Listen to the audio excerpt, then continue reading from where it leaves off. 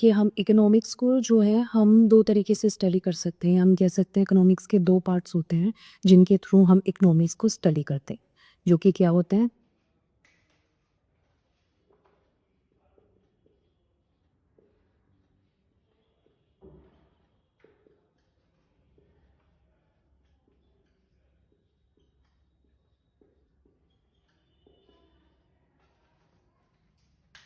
जो कि होती एक होता है माइक्रो इकोनॉमिक्स और एक होता है मैक्रो इकोनॉमिक्स।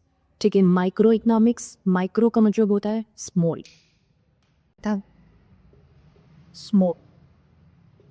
और मैक्रो का क्या मतलब होता है? मैक्रो का मतलब होता है बिग।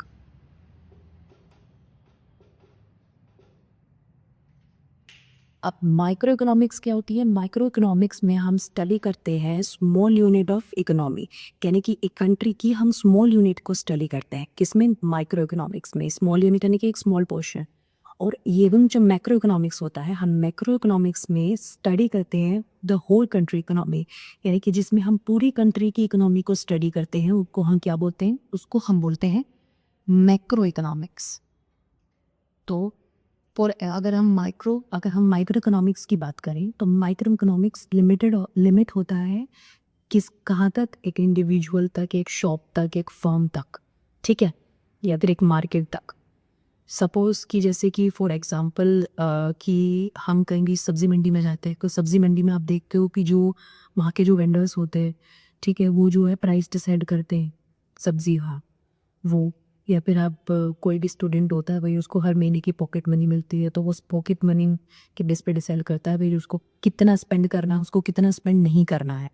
तो वो चीज़ें आ जाती हैं उसके अंडर है। या फिर आप देखते हो कि का हमेशा जो मंथ के जो एंड में, यानी कि जो एक दुकानदार होता है, जो शॉपकीपर होता है, वो मंथ के एंड में ये डिसाइड करता है कि मतलब ये चेक करता है कि भाई उसको जो है उसके बिजनेस में उसको प्रॉफिट हुआ है इस महीने, या उसको लॉस हुआ है, घाटा हुआ है या नुकसान हुआ है। ठीक है, तो ये सब चीज़ें जो है किसके अंडर में आती हैं? ये सब आप पढ़ोगे माइक्रो इकोनॉमिक्स के अंडर में। और यही जो मैक्रो इकोनॉमिक्स आता है, मैक्रो इकोनॉमिक्स में आप जैसे स्टडी करोगे कि अपनी कंट्री की नेशनल इनकम, ठीक है, मतलब पूरे पूरे साल में, पूरे एक साल में हमारी कंट्री का क्यों एज अ होल कंट्री कितनी इनकम अर्न की है, जनरेट की है।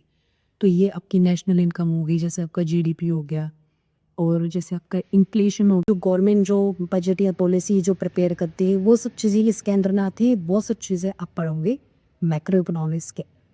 ठीक है।